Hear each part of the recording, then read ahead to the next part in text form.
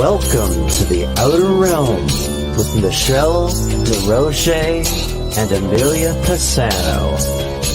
Airing live on the United Public Radio Network, 105.3 FM in New Orleans.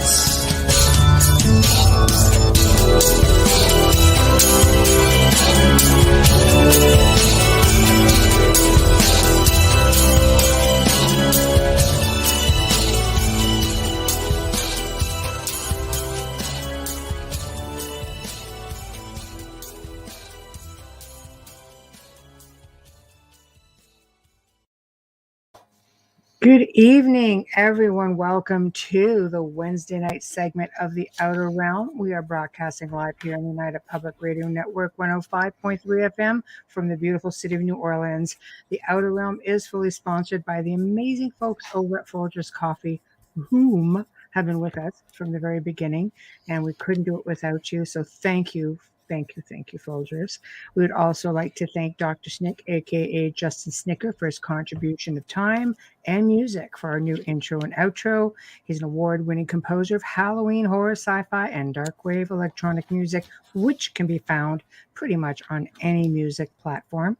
And tonight, we welcome back Lesley Mitchell-Clarke to the show, and she's going to be discussing past lives and reincarnation. So hang tight for that. That's going to be awesome. Love it. To participate, however, in the show, you'll have to hit up one of our 8 platforms, which tonight platforms are Twitch on UFO Paranormal Radio, Facebook, Outer Realm with myself and Amelia Pisano, News on the Flip Side, Canada's Most Haunted, Joe Montaldo, UFO Undercover, of course, UFO Paranormal Radio and United Public Radio, and switched it up a little bit tonight. We're going to be on YouTube, UFO Gods and Extraterrestrials, and UFO Paranormal Radio, which, by the way, is now open, not just to subscribe to, but you can now become a member.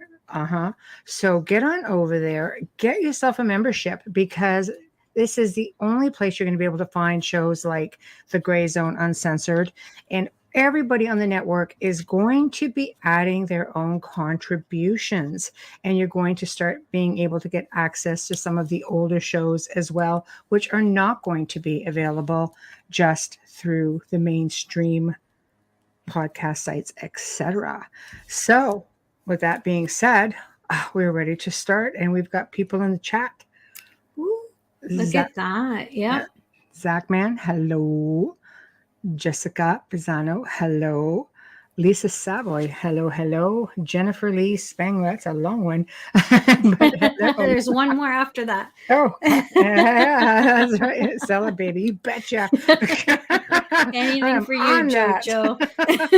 Exactly. So, yoo-hoo. I know. Oh, Adrian. Hi. Yeah. If you are listening right now on our YouTube channel, just click like and subscribe, please. You won't receive notifications like crazy unless you ask for them, but it does help our show. Right. How are you? Exactly. I'm good.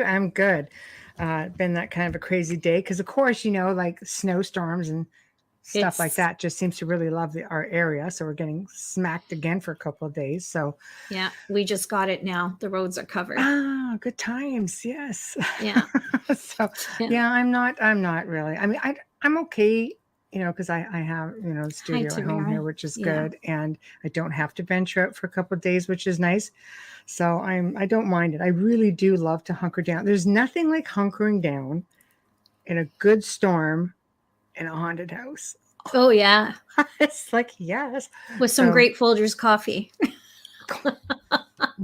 Right. With some great Folgers coffee. Yes. Uh-huh. It's great watching the storm from the inside, not necessarily outside. This is one of those days that just reaffirms the beauty of leaving a radio station. Oh yeah. This is good. That was hell for me. Don't miss the studio days. No. I don't miss the drive in the snow. Niagara Way is not, it's like a snow belt. It's not fun to drive. And here Jennifer's bragging Not much of that in Myrtle Beach. Well, Jennifer. Yeah, whatever. I know. We're just jealous. Don't mind us. I miss the beach. I do miss the beach. I know. I have said that. Hi, Wee. Hi, Yeah, Tamara. I miss the beach. Oh my gosh, do I ever? Snowstorms. What are those? Okay, Zach. Thank you. I like the snow. I'm one of those weird Canadians that loves the 4 seasons. I love having 4 seasons. I love everything about them. I love the fashion. Besides the weather, I love how the energy in our field changes from winter to spring to summer, and fall creeps in. You know, it's just it's a little bit more noticeable here. And when I'm shoveling my snow, Zach, if I shovel, because I have a husband, so he does that. But anyways, if I'm helping out or doing the veranda or whatever, you know what's in my mind, Zach? Zach, can you hear me, Zach? Is no spiders, no alligators, no earthquakes. That's what's in my head as I'm shoveling, because it's only 2 months. Poor Jennifer has it's to only 2 months. Yeah. Yeah. We do have tornadoes, but we don't have hurricanes. Right. But yeah, no tsunamis because we're inland. Right. Just saying. Oh, I know. It's good times. It's good times. Man, I'm kidding. I do love the beach, but I do love the break in the seasons. It's just me. I like the change. Yes. Yeah. I got a fan on, so if you see me eating your hair, eating my hair and constantly touching my face, it's because of that. It is. It just, you have these tiny little wispy hairs. I can relate to that. I'm always like, seriously. And if you don't have a fan on with the lighting, you just die. So yeah, honestly, I don't suffer too much from that right now. So it's quite the opposite. And in the house here, it does have really large, 3-foot thick walls. But when it gets cold out, it really seems to absorb it. It's like, oh yeah, you feel it. You really do. So you got it, did you, Zach? I know. I like making snow angels. I'm good without that. No. We're going to be bringing our guest on in a few minutes. So I don't know if you want to read. I wanted to just quickly make mention, if it's okay. Do we still have time? No. Okay. Yes, of course. Thank you. So we discuss a little bit, not often, about missing children here, because it's really hard to discuss it and not use an example. And I am very much bound by confidentiality when I'm working missing children, even if it's a public case. So I just want to put it out there, because I have been approached in the past, and just recently this last week. And I don't mind helping. There are 2 requirements I have. Family, it's got to be parental or guardian permission, and I need a police report. If you cannot provide those 2, I need a direct contact. So contact, sorry. If I can't have those 3, please don't approach me. I don't, it's just, it's so wrong in so many ways. You need family permission because, and I'll explain it really quickly, because you don't know who's looking for that child and you don't know why. So that's the reason for family permission. The police report is to actually prove that that child is missing. Okay. I need all of that information, or I can't help. It's not about getting credit for a missing child, because if you're thinking that, then you're in this for the wrong reason. I do, and Michelle can attest, I do my work anonymously. I don't come forward at all. I always work through another person. But if you're bringing me a case, as I said, I'll be more than happy to help you. Right. But I need those 3 requirements. It just doesn't work any other way. You will not be taken seriously by law enforcement. You cannot just pick up someone who's missing from a Facebook post. Those posts can be old. People often just share posts without reading the dates on them or checking to see if that child is still missing. Keep that in mind when you're sharing a post, because you could be reopening a wound for a family that has just, received closure. So as much as you want to help, it does require a little bit of your time. And with that said, I'm more than happy to help anybody. You can contact me on my website, ameliapisano.com. Please don't DM me on social media. I don't take that seriously. It needs to come in an email form, because that's also a legality. It's a legal way of approaching me. You cannot work that way with mediums. You're going to do more harm than good.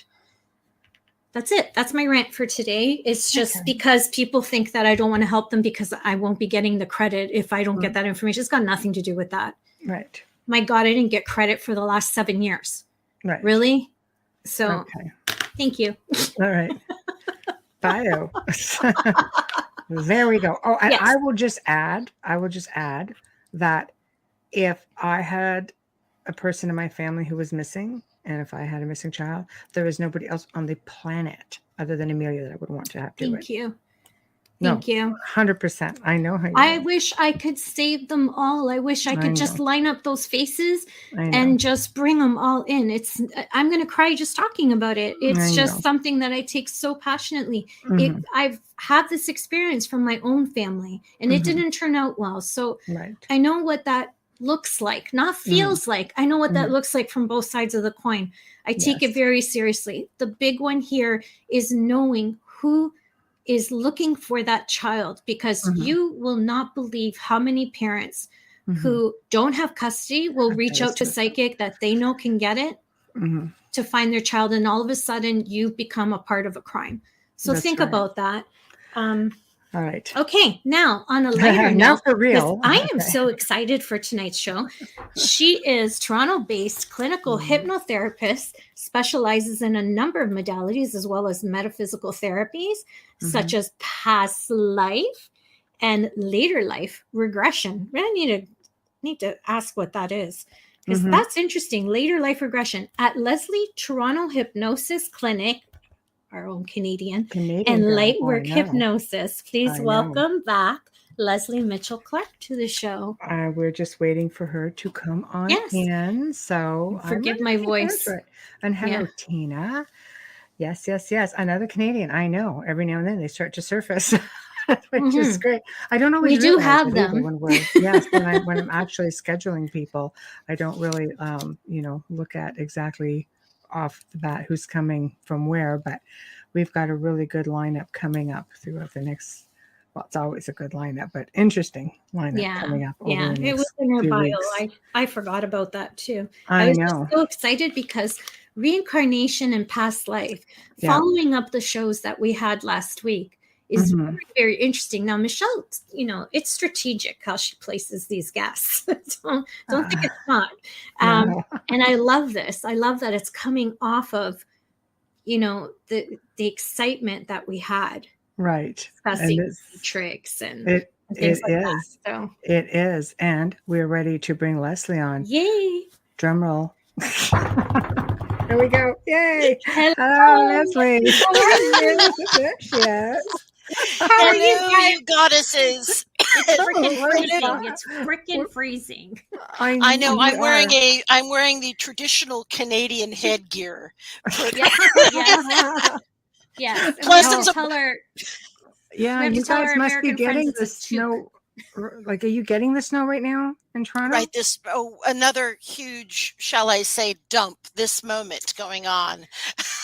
Oh, wow. So we've had it pretty intense. So, but this isn't going to be too bad. It's going to be about 10 centimeters. That's not too bad, and maybe 25 10 for Niagara. But Niagara's got its own time zone, Michelle. Like, you guys are in a different time zone altogether. Seriously, apparently. The weather zone, not time zone, weather zone. Apparently. I'm like, at least I'm not in Fort Erie. That's a whole other planet out there. That's another dimension, Fort Erie. That's a very strange. That is a very strange little burg. It really is. Pardon me for saying so, but no, it's I think true. You could there be driving in it, and you could come out. It's like coming out of a vortex, and it's it's beautiful, sunny. Yeah. Yeah. How that happened. And in the summer, it's pouring rain there, and you drive out to this dry, stiff heat. It's like, what That's the crazy. hell? Yeah. I know. It's strange. Well, there are lots and lots of soldiers buried there, both British and American. It saw a tremendous amount of action in the in the in the war, and 1812. so in the War of 1812.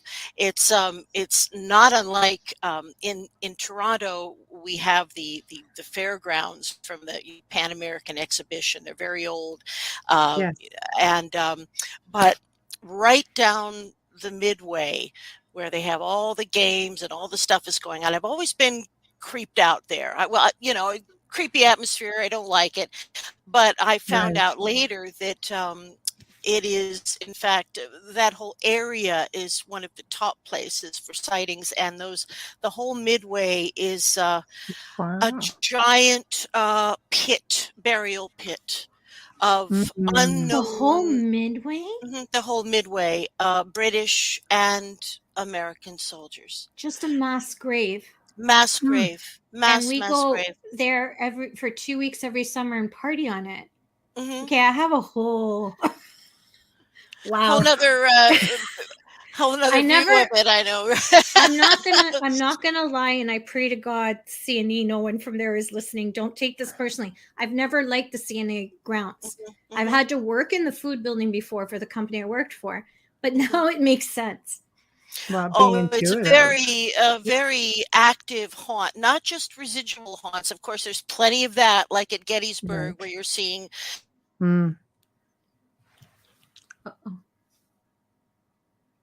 Ooh. Okay, so it's not just me. No, it's storming. Yeah. Oh, okay. Are you there? You're back. Oh, there we go. Yeah, you totally but froze on us. Also active ones. I know. Well, there we go. Well, hopefully we won't lose you because you keep freezing. So I'm thinking, don't let the internet go down now for you. So yeah, well, it should be pretty okay. I'm sitting right next to the Family Hub 3000. The new modem I bought, which is just as effed as the old modem. So what are you going to do? Great? I don't notice any difference. No, I've been up like mega. I don't know how many. I don't even want to talk about how much it cost me. And I'm like, Michelle, am I okay? You're frozen. Really? Yeah. I just plugged right into the computer. I don't even go Wi-Fi anymore. I'm so tired of it. This house has walls that are 3 feet thick. I'm just like, I'm not going to attempt a Wi-Fi. Yeah. That would just be ridiculous of me. That's part of my problem. Our house is quite old, well over 100 years old, and it's a brick house. I want what you're on. And of course she freezes, right? I know. We're right in the middle of fun. Wait for her to come back. There she is. I'm back. I didn't go. I saw you girls bleep out there for a minute. Oh, we just saw you completely freeze. Well, all three of us are literally in a triangle of a snowstorm right now. So it's true. Well, there may be some aspects of that. It's pretty wet and nasty out there. Anyway, I'm so glad to see you guys, though. It's a delight to be here, and it's always nice to have you join us. Celebrating February 9th. Oh. I'm an Aquarius. You probably.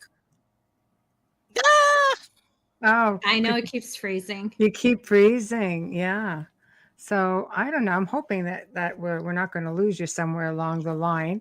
We're always delighted when you join us, and we thank you for joining us again.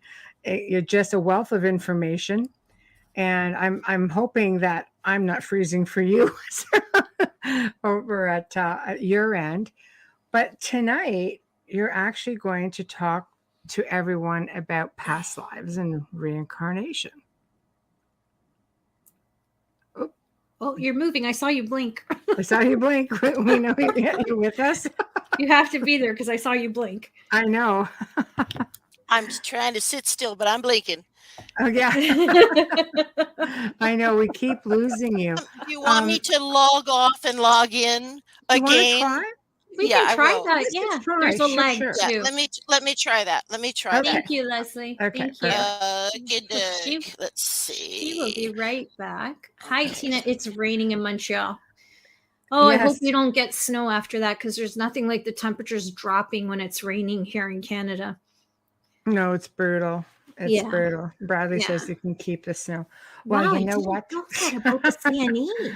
Yeah, we get that. We get that for sure. No, I can't complain. But you know what was strange today?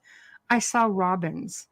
Robins only come in the spring, and these Yeah. poor little things are thin and they're going to die. There's nothing for them to eat Where did you in see them? begin. They were just here in the falls. No, but like close to home where you could put food, or no? No Yeah, storage. see, it's hard too, because if you put food out for birds like robins, they will rely on that, and you have to But be they diligent eat. and be there all the time. It's not like they eat seed. They Oh, eat bugs. They eat worms. They I might don't eat know like much dog about food, things birds. like that. Yeah, But I mean, I only see cardinals. That's it. yeah, but they're winter birds. Like we just don't have those. I mean, it's terrible to see robins at Poor this time of year. babies. They're thin and they're just not going to survive if we get a cold snap. That's for darn sure. Yeah, So, Tamara feeds birds all year round. yes, I used to at the other house because we had like, an acre and a half, over an acre and a half. So we had feeders everywhere and we never had bugs, which was good. We have a lot of owls here. A lot of owls here. Yeah. Yeah. The Burlington house had them here. Not so much here, but and then you get one. I'm hoping she's not having any difficulty logging back in. No. Why don't we just sort of keep to the Yeah, topic? I'm So just really, really sorry, just in shock that mhm, she said the CNE, because it just makes total sense. I that's was really always haunted. afraid to walk to my car. There she goes. Hold on. Okay. Okay. All right. We're gonna try this Yay. again. Yeah. Let's try it again. Yep. Let's try it again. Okay, It we're gonna seems to try be it working. again. So we're gonna let you talk. Yeah, we're just gonna let you go, and this way here we'll Oh, get as much topic out as we can. So we're talking about past lives and we're talking about reincarnation. So of course, being a hypnotherapist, you've been doing this for a long time, because I know we've touched on it with near-death experiences when we've spoken last. And you'll be, just so y'all know, Leslie's coming back on again this summer for other cool stuff. Can't just give it all Yeah, away right yeah. now, but No, we need her 3 times to 4 times a year. I know, right? It's kind of like a little Yeah. sisterhood. oh, Yep. So, that's so cool. The power of three, right? Okay. yes, Oh, you wait of when this crap course, is all over. We'll get together. of course. Yeah. Okay, we will.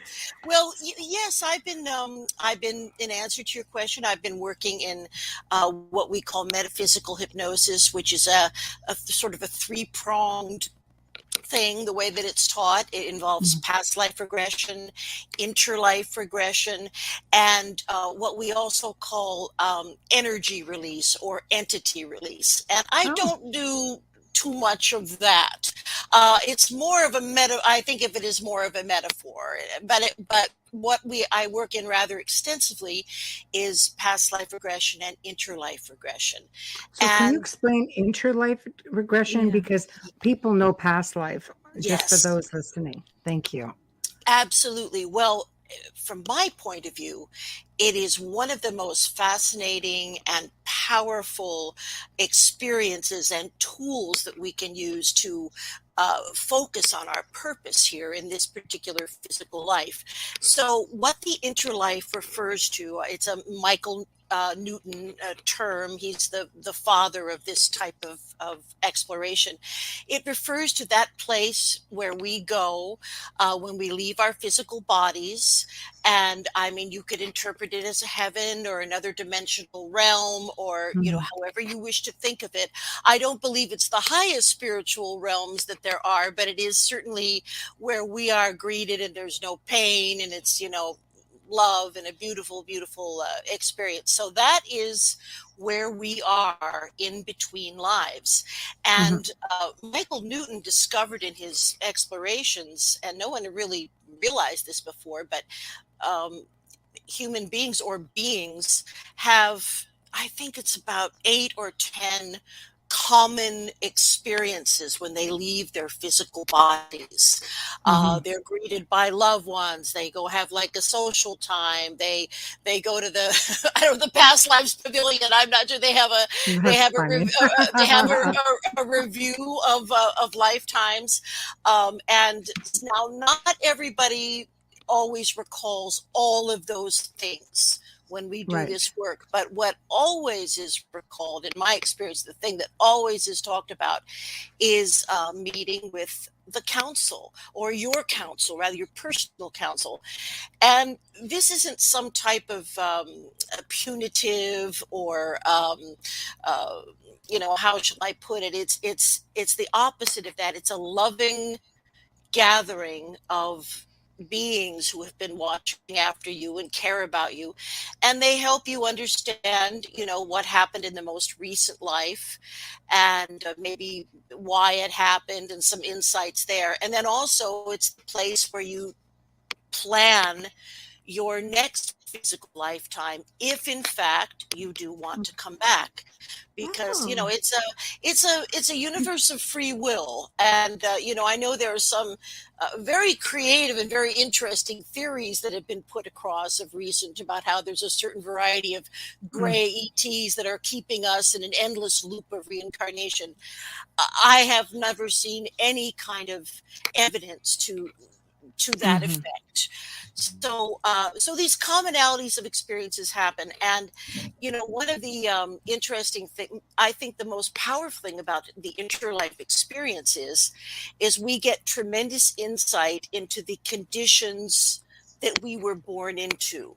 In other words, the family unit, the group of people that would surround our upbringing, the conditions, the location, the parents, even, of course, siblings. So when we understand that we actually made choices, and maybe one's father was little more than a sperm donor, in the course of one's life, but yet perhaps there was something about that DNA that you needed for your life's work or whatever. So that was part of the package. So instead of, whining, this is great talk from a therapist, but, instead of complaining and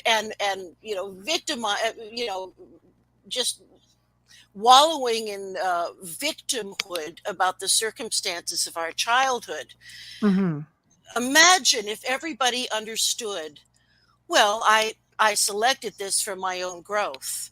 I can't blame these people. They are what they are. Maybe their IQs are 100 points lower than mine, but I chose them for some reason.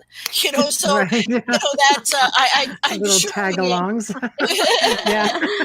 I know we've all known people, haven't you, in your life, and you look at them, and maybe this person is creative and fabulous, and you look at them and they're like in a family of accountants or something, and you think, how did this happen?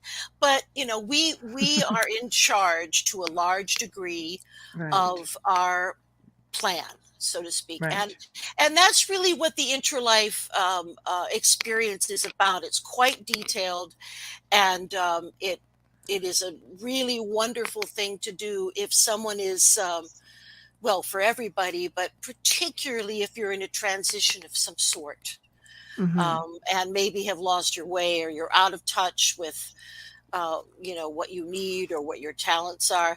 And that's really what all past life regression is about. It's about informing your success, or instigating your happiness and success in this current life, which is the most important one, the one that's happening right now.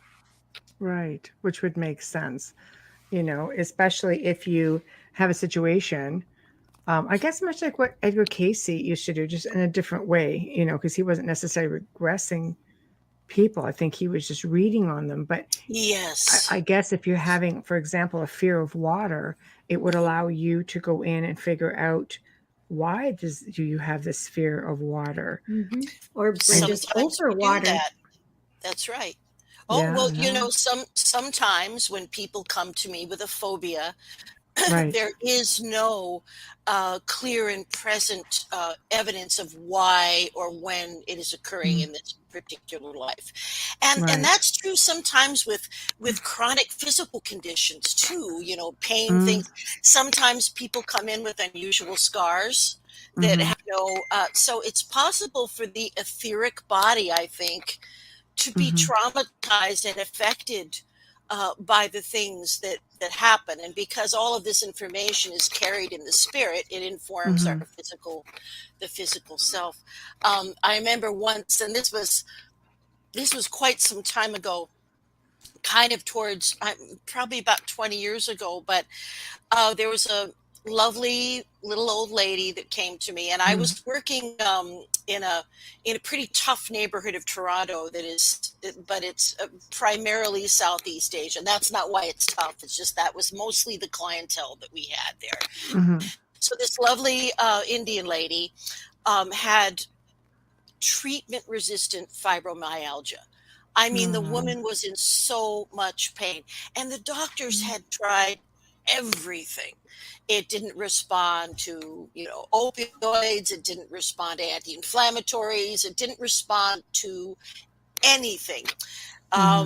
So, I actually had the idea. I asked her if she would be okay if we tried it. And being a person from that part of the world, she had absolutely no problem with that because that is part of her belief system.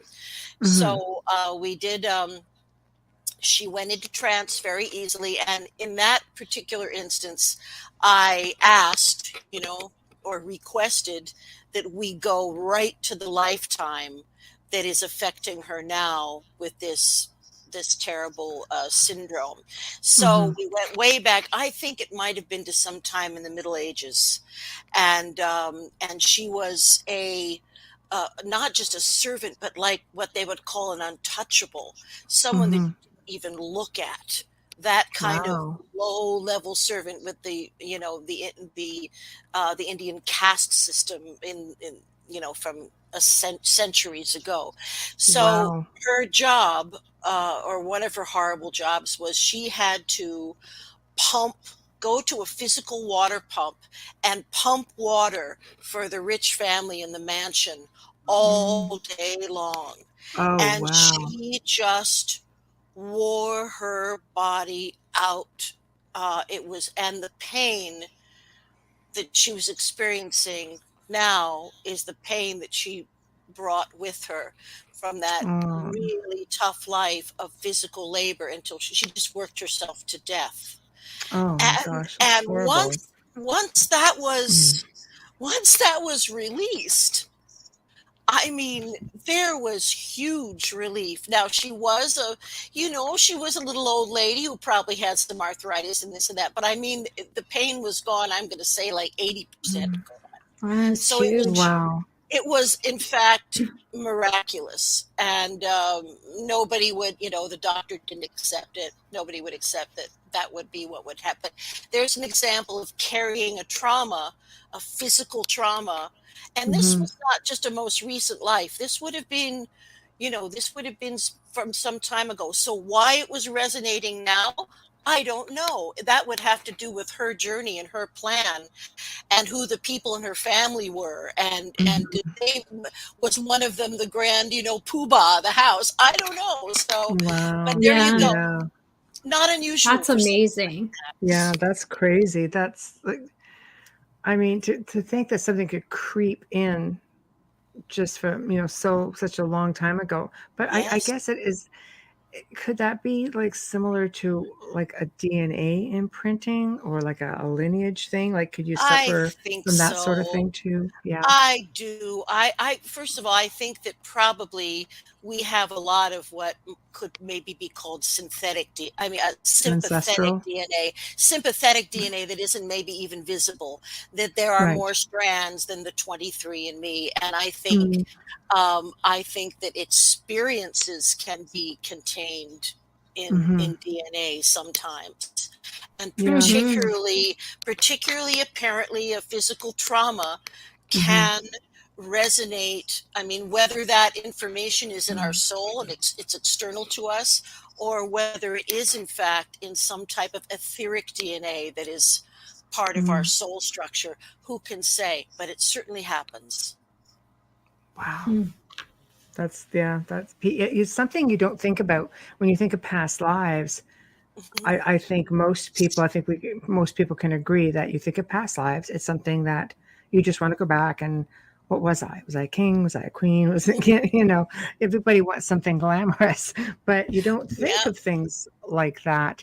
I had found out, because I used to get terrible headaches, and I wasn't regressed at all, but a medium had picked up that, no, you, in one life, you got stabbed in the back of the head. And that's where my pain always was. I was like, what a horrible thing to have happen to me. Wow. Well, I was not impressed. but I mean, terrible things happen to people. Spears and swords. I had a guy, especially that far back, right? It's not like they died of natural causes back then. No. But yes, certainly a sensitive, a medium can look into the Akashic records and sense, past lives. It was just out of the blue. She saw me on a tour and just went, "Oh, I see this," and I was just like, because I said, "I have a headache," and she goes, "That's because blah blah blah." I was just like, "Thanks." It'd be crazier if you had an indentation there. That would be like crazy town. You might, because I've heard of that. Sure, you might, but you needed to hear that right then because you were having a headache. Guess. Why were you manifesting the headache at that time? No one knows. But sooner or later, we have to deal with everything. Sooner or later, we have to deal with everything, and it pops up. And that's just my theory. It just pops up, and it will manifest if we don't deal with it. It's frightening when you think about how many lives some people have had. Just how much has to manifest. I know. That could be frightening here. Okay, well, put up there. People come in. Oh, I'm sorry. Go ahead. No, you go ahead, Lesley. Yeah, we're just putting up comments as they come up for you. Okay. I was just saying that I think that, people can come in for all kinds of different purposes too. Sometimes they come in as an unselfish act. They come in as somebody with a disability so that someone else learns compassion. So there are all kinds of ways that people grow spiritually, and all kinds of reasons why they come in. But I have heard a lot of people say lately, I think this is my last time around. I've had it. We all say that because we're all hoping for it. We're all like, where's the exit door? I know, but what are the chances of that? Just because you say it and you want it, does it mean that's how it's going to be? No, it could be that people bring you back? Well, I think it is, although we do have free will. I think sometimes people can be convinced to come back. For instance, in my own, this is not maybe the best example, but in my own life, I clearly recall, in going through this learning the interlife process, I clearly recall that I was very lukewarm about coming in again. I was very lukewarm about it. But my brother and my sister, who I adore, my brother's now passed, but we were extremely close, and they really wanted to come in, and they really wanted the parents, because they were both musicians. They want all this musical stuff, and come on, but they wouldn't go in without me, and I had to be the eldest, because unfortunately the person that was going to be the mother was just my mother was just a bitch on wheels. So, she was just, so I had to, if they were going to do it, I had to come in. And, I always, as we say, I always took the bullet, because my mother would rage at somebody and I wouldn't let her rage at them. So whatever it was, I took it. So that was the agreement. But I realized that was the agreement, and I said, okay, so how pissed off can I be? I agreed to it. I myself had a big career in the music business. I agreed to it. So there you go. Right. Yes, that's right. That's right. Right. Yeah. How do you explain not a birthmark, but a scar that you only see when you're suntan because it's white and it's in the shape of a paw print? Came during young years wasn't born with it. Any explanation for that? I've never had anyone I could ask. Well, if there's no color there, it's an area where no pigment is being produced. Yeah. So that sounds like something that would have to be informed genetically somehow. Yeah. Weird, right? Shape of a paw print of all things.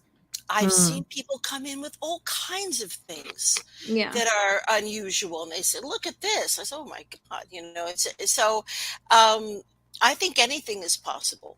And what could the paw print mean? Could it mean that there was a traumatic death at the hands of a wild animal of some sort? I don't know. I do love dogs, like they're babies. I do. Well, then maybe it's the other kind of thing. Maybe it's sort of a sign about who you are, what you do. Maybe way back there you raised dogs, or you might have had a very intimate relationship with dogs. That might so be it's just a little reminder that dogs were so. prevalent in your life, maybe, or our lives. And will be luck for you and positive for you to be with wolf or bear totem native. Thanks, Sherry. It's good to see you here. Trisha's comment. We also say we'll never have another kid right after childbirth. We forget it's true. Every woman on the planet has made that comment. I'm never doing that again. Oh my God. We're never doing this again. I mean, my idea of natural childbirth is no makeup. That's give me everything else you got. Give me that. I made it to the last window. Demerol drip. Oh my gosh. Here's a question here. Did you want to get this, Amelia? Sure. Thanks, Michelle. Tina says, wow, so interesting. I do believe that anything that is related to health issues is related to past lives. Like you said, it's an imprint from your past life. Do you need to release in order to heal? I can release a lot of stuff without specifically naming it through just regular mainstream hypnosis. I can literally tell someone, we have all kinds of things we do to simply let go of the trauma. So I wouldn't say that 100% of the time it's necessary to have a past life regression to release cumulative trauma that you're carrying around. But I think it is certainly a lot more fascinating and maybe a much deeper experience if you can do this release through the process of regression. And, I know a lot of people ask me, and this is, I'm sure you were going to ask me this in a second. I picked it out of your brain. But a lot of people ask me, how do you know, like, how do we direct ourselves? What lives are supposed to be explored? How do you know where to go? How does this all happen? Right. Well, usually when people come to me for a past life regression, it's most often in midlife when they're in transition. That's the most common time that these things will happen. Some people come to me and they have had memories or feelings or impressions of a particular time in history or little scenarios, or they feel that they knew someone before. So for those people that have actual, attachments to different, I will direct them to, direct is the wrong word. I will guide them. Yes, I will guide them towards accessing those lifetimes with which they have those particular attachments. But most of the time, I just put an intention. I just put an intention out to the universe that we travel to the lives that individual needs to hear about today.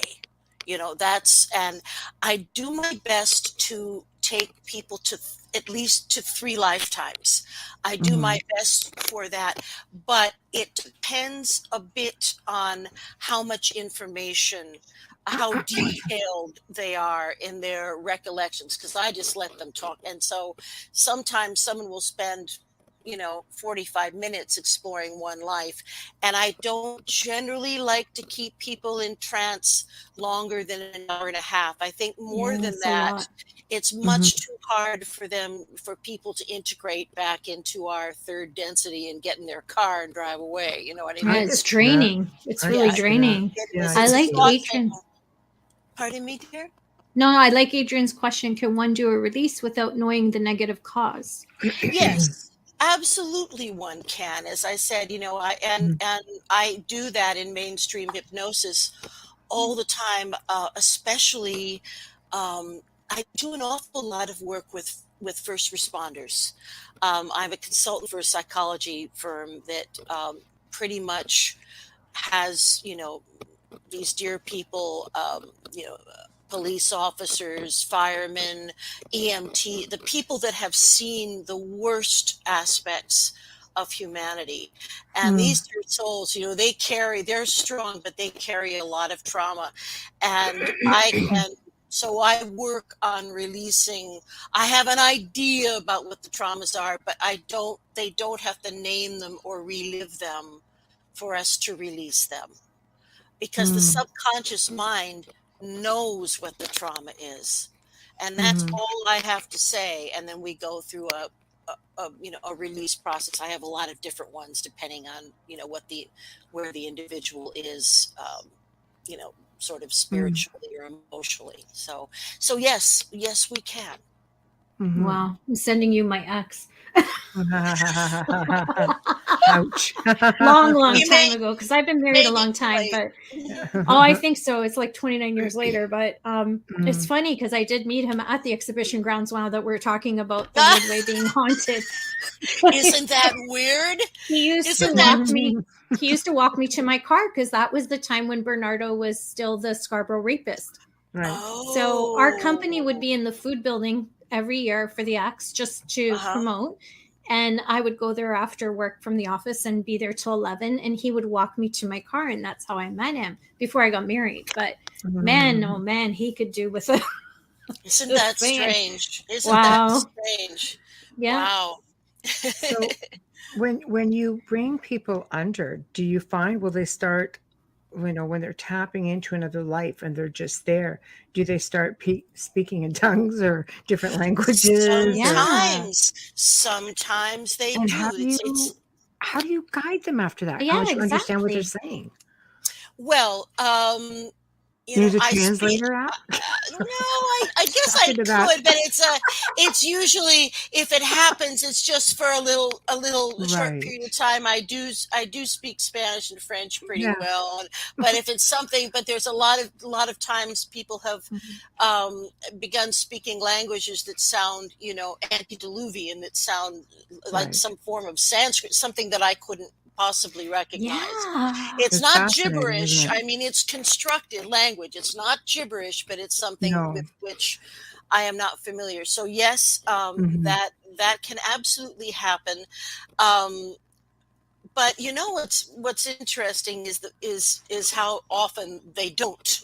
It seems like spiritual communication, or when you get into these spiritual realms, the language manifests in whoever is hearing it. You know what I mean? It just, it's like I've had people talk about lives as a primitive person in darkest Africa, and there's no language, anything that they come across with. But there seems to be a sort of a Star Trek universal translator. It seems to work like that. It's fascinating because some mediums will work that way when they go into trances. I say gibberish because I once had a Christian medium explain to me that she could speak. She goes, to you it would sound like gibberish when I trance, and I could not understand a thing she was saying. She was clearing a home at the time, but she cleared it. I mean, within an hour, and it was like years before they had a problem ever again in this house. So I thought you meant everyone went running. She cleared the whole. Everybody just said, "No, we're out of here." So I mean, no. This gal just got in there and was very she just came in and started. That's wild. She says it'll sound like gibberish, but I'm speaking in tongues, and she tranced out completely. And so I just sat there, and it's like, you don't know how to react. I mean, there's nothing super you can cool. do, but if that does happen, I remember the first time something really out there like that happened in my hypno chair. I was freaked out, and then I just thought, I got to take control here, and I did. Right. I just this was a guy who was. I'm not sure about his mental health. I'm not sure that anything genuine was going on, but it certainly freaked me out. And there was some of this, some of this linguistic gymnastics going on, and he was writhing around, and he scared the bejesus out of me. And when it was all over, he said, "Well, I just gave birth to a dragon." I said, "Wow, see you later." Wow. And how does one achieve such a feat? I'd like to know. Well, that'd be one I wouldn't be able to sit for. Yeah. Really, that was pretty wild, and with no dilation. I'd be looking for Jon Snow after that. No kidding. No kidding. Right. Wow. Well, we do our best to anyone in my profession or in any aspect of therapy, psychotherapy, we do our best to treat people who do not have severe mental illnesses. It's actually against the law, so I have to be very careful, and and it's in a way, it's especially important for the mental health to be together with these metaphysical processes. I mean, because even if someone has been diagnosed with schizophrenia or a dissociative disorder or borderline personality, if their psychiatrist wants that person to work on a certain thing like sleep issues or certain specific things, I can still work with them with permission of the psychiatrist on certain things, but not. I've had to do that. With people working with people with alleged attachments. I've had to do that, work with a psychiatrist or psychologist, and you want to make sure you're not harming them. Very careful. Yeah, they're very supportive, but they want to make sure everything is done, by the book. Don't let them go off the medication. Document everything so they may have that documentation as well with behavior and stuff like that. So exactly. It is, it can be hardcore. we can sometimes help people, and also people who believe that they have attachments, whether they do or not. They can they believe it, and there's something that's making them believe it, and that's where you have to get to the source. So exactly. So how do you handle a situation like that? Frankly, I am. That's one of the things that I'm not crazy about doing. But we have a process for it in hypnotherapy, which I mentioned, energy release, and we actually ask the attachment to identify itself. And we talk to the attachment, and we find out what it wants, and then we release it. And again, whether or not there is an attachment, I've had people talk as the attachment in different voices. Judgment is not my department. If it works, it works. And and I always am very, very careful with my space. My space, I sanitize it with sweetgrass and all kinds of things and kosher salt. My treatment area is always scrupulous, but sometimes if I'm working on Zoom, I don't really have any control over what the patient or the client's space is like. No, so I don't always have that. So I would probably not do an entity release process on Zoom. I have not been asked to, and I probably would not. I wonder if you could put a ring of salt around the computer. Well, you could, sure. And it would be, I'm not saying it wouldn't be possible for me, even through a remote viewing technique, to fill that person's space with white light while I'm doing the process, but it's exhausting.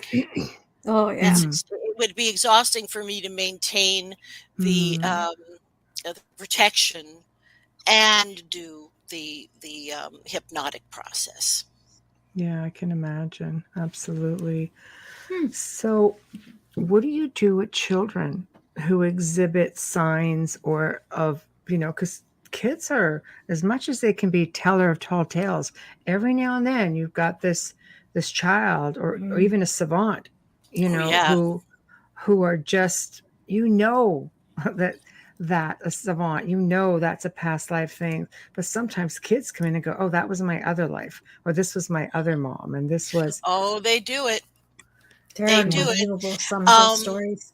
I think, most of them you have to get them when they're before they're 3 or 4, Oh, really? and yeah, you have to get them pretty early, as soon as they're able to talk, because those memories will, whatever the grand design was for us being able to focus on one thing at a time, the curtain comes down on the Right. life, but, even my eldest son, I don't know if I told you this before, but my eldest son, excuse me a second. What is it, boy? Okay. My eldest son, when he was very, very little, he would often talk about his other family and his other mother, as you just said. And eventually, I had him draw pictures, and he drew pictures of a family, obviously Asian. And he was obsessed with all things Asian. I mean, this kid wanted to eat very far out Asian food when he was really little. Very Wow. unusual for kids. And That is unusual. it is. And one of the things that I believe what happened to him and why he came back so quickly, I believe that he was involved in World War II and he was a Japanese pilot. And the plane crashed. And he told me about that when he was about 3. So he came in real fast. But he was in this last life. He was Japanese, and he remembered a lot of it. Not now. So once in a while I ask him. He has absolutely no memory or ideas about that. He still, he still studies all these different martial arts. Still loves Asian food, but the memories. And he hasn't asked you to help him bring forth the memories, and he's not nobody curious? in my family will let me do anything. I know how you feel. They won't let me do anything, even, my husband, whatever, he'd rather suffer, I think, than have me, use hypnosis. I don't know what the deal is, but no, I guess they just don't want to listen to my voice. What can I say? Wow. Maybe I've been bitching too much. I don't know. They wouldn't remember it though. Right. They'd only have bits and pieces. It wouldn't be completely. That's true. And my hypnosis voice is really nice. So I believe it. They would conk right out. Boy, I've heard some hypnotists, and I hear them, and sometimes at conventions, and I think, man, how does anybody get relaxed listening to a voice like that? It's like bloody fingernails on the chalkboard. It's horrible. That'd be hard. There's a gal. She's not a very nice gal in Toronto who believes that she is the foremost regressionist past life person, and her accent. We never heard of her, so there. No, you never heard of her. She's got a big long Greek name and a big huge accent, and it's almost impossible to understand what she's saying. Goodness. I think, how are you? So you're doing this. How do you? That it's not soothing, is what you're saying. It's the opposite of it, because you would have to work to understand what she was saying. Right. I don't know. There's some people are not really suited, but they keep on. Right. Maybe with her own culture, she has better luck. I don't know. Maybe that's true. Yeah. Maybe that's true. What would cause, or why would a soul want to come back so quick? Like you say, this little one at 3 years old, he came in, your son, with all of this information, yet here he is. What, is there a prerequisite, or why would you bounce back so quickly into another life? I think it was just a shortened life. He was a young pilot, probably 19 years old, shortened life. Wow. I don't think it's any great surprise that we have huge population booms after every war. And of Yes. course, some of that is due to returning soldiers and what have you, but not all of Right. that is due to it. Right. I think that souls who have had their lives ended, Too way too quick. soon, do tend to come back in quickly. Is in my Mm-hmm. experience from what I hear. That's all I can. And I mean, here's another question. Just being Japanese or Asian, if they were of a Buddhist belief system, it's all reincarnation too, isn't it? Like they Yes. believe heavily in reincarnation and teach it, and so maybe that could have something to do with it from that standpoint. Like, your religious belief system, that's something that you should be. One would think that you would be leaving that behind, Hmm. along with a lot of other things coming into the present life and beginning again. Indeed, yes, we would think that. Well, every religion, every major religion today, I can't comment on Islam because I think it's a little too recent to be related to some of the earlier cultures. It's the most recent of the religions that stem from the Abrahamic, root, if you Mm-hmm. will. But, Hinduism, Buddhism, Jainism, Mm-hmm. all of these early religions, the Egyptian religion, they all Mm-hmm. believed in reincarnation. And even this, you might find this interesting, reincarnation was also a belief of the early Christian church. And it was only after the Council of Nicaea where, one day Jesus was a man and the next day he was a god, essentially, is what happened there. A lot of Right. cool stuff got, omitted. The early Christian church, the reincarnation beliefs, gone. There was Mm-hmm. also a kind of a a marriage service or a commitment service for same-sex couples in the early church. How about that? Wow. Yeah, Yeah, that's interesting. I Well, know. Love is love. That's what Christianity used to preach. Yeah, yeah. And you mm, get a bunch of funky old men, greedy, funky old men in there, and everything's turns to what, and that's kind of what right, happened. Yeah. right. Here's another question for you, Amelia. Thank you. Adrian asks, why are people so wrapped up in their ethnic heritage when in reality they probably never repeated that lineage in the next life? I can tell you I've never been Italian, so that's a good point. That you know Well, of. You're just good at being Not that I Italian. know of, but yeah, I've never. You're so good at being Italian. It's the I've, cooking thing. Yeah. that's my indeed. dad and my mom. I'm Canadian. I was born in Toronto. Well, that's really an interesting question. I think that people want to belong. We're kind of tribal. We Mm, like to be accepted. We're comfortable with our parents and the cuisine.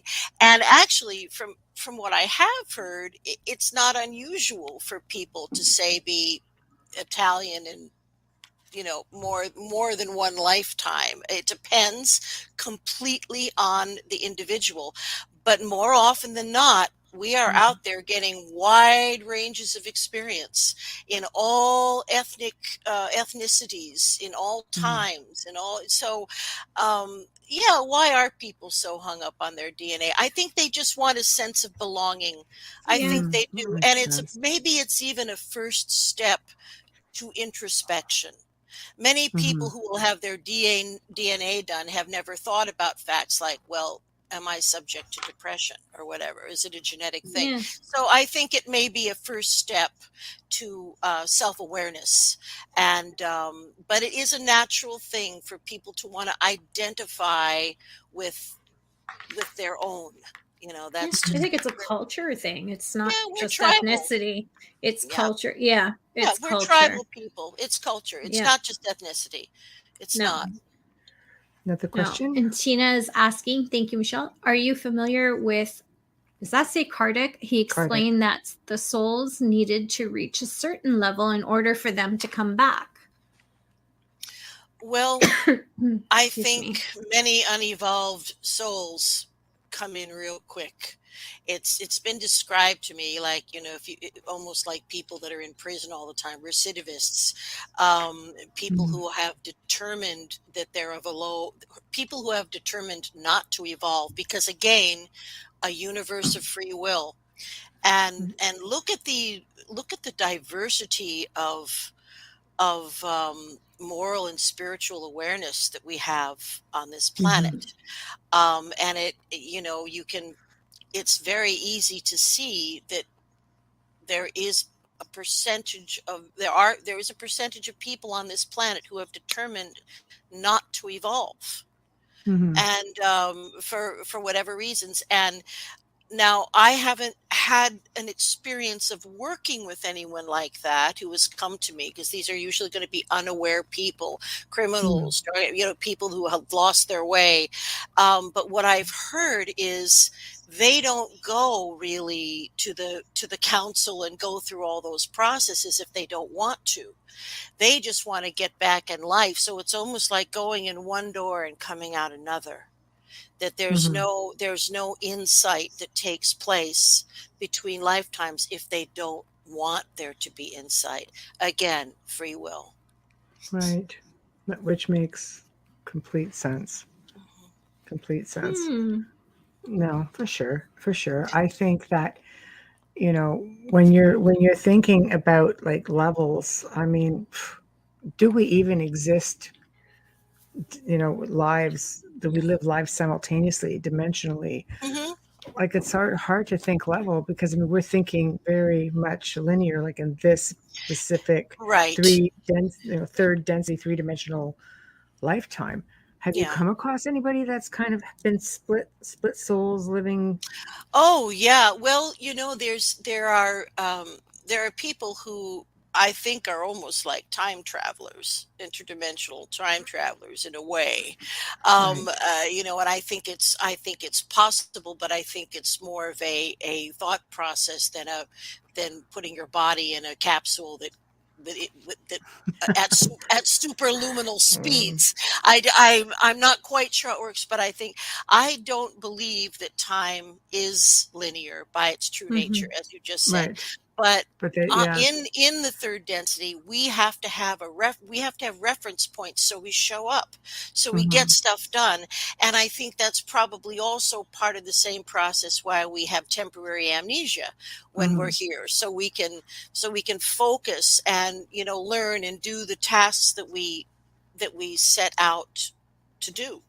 Hmm. I think so. Hmm. I wonder if we have the ability to, decide on what we want to do in the next life. Do we have the ability to say, nah, I'm Apparently, done? yes. Oh, I Apparently, hope so. yes.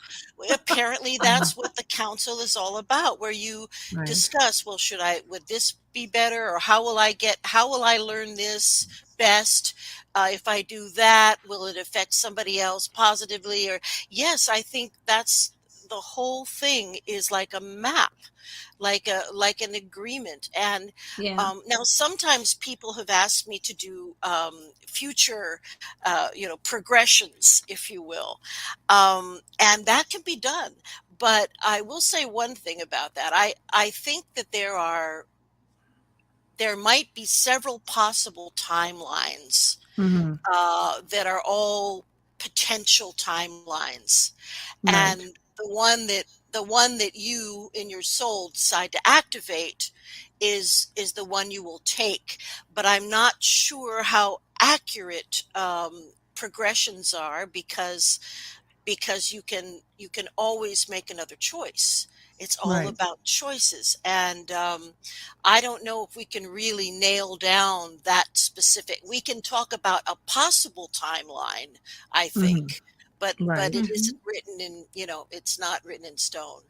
Right. I love Right. what Sherry's statement, a question. What about people who remember many past lives in detail, including timeline? Sherry's Well, special. So She's very yes, gifted. Yes, we love there her. are there Yes, are we do. people that do. There are people that can simply go into a light meditative state and just request, I want to experience, I want to see one of my lives or three of my lives, and it will just happen. It doesn't Mhm, necessarily take someone like me to do mhm, that. mhm, If you practice some type of meditation, mhm. that will put you in the alpha state, in the same state that I induct people into to I think get that's this just trusting information. their thoughts, though. Pardon me? I think maybe it comes down to trusting your thoughts during that timeline. See, Oh, you have to whereas when you're trust. because when you're someone like yourself, you can recognize those things when you're bringing somebody forward Yeah. or guiding them. But if someone is on their own and trying to, come out Yeah. with that, that's like, well, do I trust that or not? For me, I've always had like crazy visions and dreams where I could even like just feel, like cobblestone on the bottom of my feet, Mhm. or I Mhm. could smell things. I could, it's just, and to which it went on to be validated. But if I had to try to peg every single thing that came to me, I'd be like, okay, you could I really go know. amok, There right? is a thing as being too, being too Yeah. focused on that. But Yeah, because for sure. I think it should really be much more of a learning experience than a diversion. But there are certainly people who have access and they don't need anybody like me. They Right. recognize people that they've known. They see them with their, you know, they see Hmm. them as they looked. Now, once in a while, I'm sure, once in a while I have like a kind of a wild flash like that. I'll tell you this. I don't think I told you this before. I probably haven't talked about it to too many people. I was in Edinburgh, an ancient, fabulous, the capital city of Scotland. I Yes. had never been to Edinburgh before, oddly, and so I took a little tour, and it's not a very large city. They It's have a little not. bus tour, and you can go around the whole thing, Yes. and Hmm. the bus was passing through the area that I believe they call the grass market. It used to be a big open market where all kinds of vegetables and things were sold. And I looked at it, and it was as if I was looking at a double exposure, because I That's happened said, to well, me. this isn't Yeah, right. And different I saw it places. as it was. And then I saw that there was a large, rather large body of water, that just there was a big body of water and just below where the castle is. And then I Right. saw a strange piece of machinery. I didn't know what it was. I didn't know whether it was a trebuchet Wow. or what the hell it was. Now, Right. later on, when I went to the Museum of Scotland a couple hours later, I said, well, sometimes this happens to me. Sometimes I see things as they looked, whatever. Yes. Mhm. Yeah. Well, the what I found out was, of course, like, many medieval towns during the 14th century, they were murdering people suspected of witchcraft. Hmm. And this thing, and I saw a drawing of it in the The museum, not the rack. thing. It Yeah. was well, it looked like a A like a guillotine. big slingshot, like a trebuchet, but it Oh. had a chair, and they would dip the poor woman into the water, Into the water. and Yes. until Yes. essentially until she drowned. And if she drowned, then she wasn't a witch. That's right. Cowards. Yes. Cowards. Yes. And I saw that, and I felt the sadness, and I felt the whole thing, and I saw the people watching, and Hmm. I just kind of passed through. Um, I don't know. I was just able to see it as it was. That doesn't always happen. That's one of the few times that's happened to me. But Hmm. I saw Edinburgh as it was in the 1400s. That's insane. Yeah. I've been. It's beautiful. Lots of history, lots of sadness, lots of, Mhm. murders and Oh man, it's just you violent get into the violence. Royal Mile, it's just like Yeah, even, everything that's happened to the people in there, it's just all very, very sad. it's incredible. Um, And the Edinburgh vaults. I I've went been. I went down from Yes. the Aren't they tour. wild? That's really something, right? A Oh little my a little gosh. ghost boy took my hand. So Oh, that's I call awesome though. But that's where they were stuffing people. It's yeah. terrible, terrible Irish people conditions. mostly Irish immigrants that were living in Wow. the vaults. Yeah. Yeah. Yeah, very, very sad, very sad. Um, Getting back to Dave's comment, Amelia, did you want to get that one? Oh, I thought I already read. No, okay. No, this I one. believe it depends on your karma balance. That's how the Egyptians described it too. And that's going back to thinking about time, lifetimes Well, simultaneously. Some I people would think say there's no karma. I just think I Mm, think it's fairly a lot more complex probably than we would imagine, because right. sometimes people do the incredibly selfless thing of coming into a lifetime to be the bad guy, to teach something. This does happen where good souls make a decision to come in and be, if not a negative influence, a propelling influence. Wow. So karma is, I believe it exists, but I think it's really just the law of balance, like Mhm. as the Egyptians, Mot and the feather, right? That's So right. That's right. I would agree Yes. with that. It's a question of balance, Hmm. but ultimately, I believe it is a fair universe. Hmm. Ultimately, we have to deal with everything, and ultimately, everything is balanced out.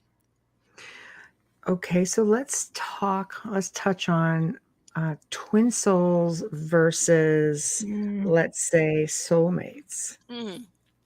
Well, I was in doing this work, I was taught by my teacher, Dr. Georgina Cannon, that we have many soulmates. We Right. don't just have one. We have Right. many, we have passed through time and eternity. We're immortal. We have many, many soulmates. Now there are people that call themselves twin flames, Hmm. and now those people claim to be actually the same spirit, but expressing itself in two bodies. And I say, why not? I mean, Right. So okay. would it be this? Oh, hi, Mama. Well, Yeah. Uh, Dr. Pauline asks, Dr. Michael Newton has stated in his book that a soul can split and live two different lives Mhm, is simultaneously. that mhm, mhm. the twin soul That's what idea? yes, that's the twin soul idea. So Okay. it is kind of a Newtonian thing, and we do accept that in hypnosis, and that is a decision that is Interesting. made. Yeah, Hmm. it's too complicated for me. I'm having enough trouble with one No, well, consciousness. It's interesting, though. Yeah, I it would is have thought interesting. that Yeah. you know how you get two people who've been together forever and ever, and Hmm. one will pass away and the other will pass away anywhere from days later to Oh a month yeah. later. Hmm. Soulmates or the twin soul thing again? Which how would you Well, categorize that one? I think it's probably so personal, it would be impossible to tell for us on the Right, outside. right. It sometimes when people have these long lives together, it doesn't necessarily mean that they're soulmates, but they may be part of the family group, and maybe Mhm, they were brother and sister in a past life who also were long lived together. So that's a mhm, type of a soulmate. So whether they were soulmates or twin souls, it's very hard mhm. to say, but it certainly happens an awful lot with with older folks who have been together for many, many years. One goes and the other doesn't want to be Right, without them. right. So I could see that. And mhm. Sean actually has two messages. So why don't we just start with the first one? There we go. Hypnotherapy, past life regression is amazing. I'm writing a book about my clients and their cool past lives. And then next is this Here, one. I don't believe a soul can split. That's an Well, interesting maybe you haven't come perception. Well, across it yet. Yeah, I think, and possible. I'm just gonna put something out here that is a little bit from our last discussion where I talked Yeah, about the regression work that I do with people who have had ET contact and such. right. And I'm just going to mention, we talked very briefly about perhaps some of the more horrible programs that have gone on with Yeah, military because that's the next show. collaborations. Oh yeah, that's the next show. We talked about that a little bit, We did. We but went into the yes. one of the things that and many of these poor people who have been involved, these many have been subjected to a kind of a torturous thing where their psyche is actually split in such a way that they create a kind of a synthetic schizophrenia. And the idea for this horrible research, this horrible process, was that one of these beings, the one that they split off, would be able to be controlled by the military and do nefarious things. So military abductions. Yes. So this is the show. black ops thing. Yeah. So there are. I think there could be, in answer to this question, I think that there could be perversions where the psyche can be split. And does that mean that the soul is split? I'm not sure. I don't have the answers, but it's quite a question. Mm-hmm. Yeah. I already have a whole slew of questions for that, but for the next time around. Because, I know, because I can already just jump out with that, since we're like talking spirits and essences and things like that. But that would be getting into something really a little bit deeper. Oh, it's out there. Yeah, we got to put on our tinfoil chapeaus for that one. Oh, I have a tinfoil toque. I'll get it out. I'll get it out. Just for our friends in America, that's a beanie. Yes. Sorry, I didn't know what a beanie was when I started crocheting, and I'm like, oh, it's a toque. What's a beanie? Yeah, just wear like one of those Jiffy Pop things. Yeah. I'll take the popcorn. That's the perfect thing. You pop up the Jiffy. Do they still have Jiffy Pop? I hope they do. Yes, they do. And wouldn't that make a great sort of a 1960s kind of thing there? That was the kind of popcorn as Canadians. I don't know about our American friends that we took like on the campfire when we went to the cottage or to the beach. And that's all we had. Yeah. There was no microwave popcorn when I was a kid. Well, nobody had a microwave. They were like, well, were they like $3,000? Oh, yeah. They weighed like 3,000 pounds. Yes. And they had a little screen like that big, you know. Yeah. You were scared to stand near it. You're like, it'll make the perfect tinfoil hat, though. It will. That is a great idea. Yeah. It's still on the shelf. I died when I saw it. I'm like, wow. Oh, if we all show up in one of those, I think our listeners will just fall over. Oh my gosh. Remember how you really had to get it going so it didn't burn? You really had to get that Jiffy Pop. You really had to shake that junk in your trunk to get that thing going. Oh my God. You have one big muscular arm. I used to do two at once, ladies. I used to swing two. You have to if you have a family. It's not like you got that much out of there. It's only a small ball. Oh my word. It wasn't that much. I'm old school. I still go on the stove. I still do that. Okay, so that's a big shout out here for Jiffy Pop. So if you're listening, Jiffy, we're always taking money. Now there's going to be a run on Jiffy Pop. Every mom and pop store in Toronto is going to be out of Jiffy Not in this weather. Not in this weather. You'll have to play it on the archive. Maybe on the archive you guys will get that craving, but wait until the show ends before you leave to get that popcorn. You are listening to The Outer Realm live right now with Michelle DeRoche and myself, Amelia Pisano, and right back with us is our dear friend and our guest, Lesley Mitchell-Clarke, coming straight to you from Toronto, Ontario, Canada. That's right, breathe. My birthplace, and we don't use that word.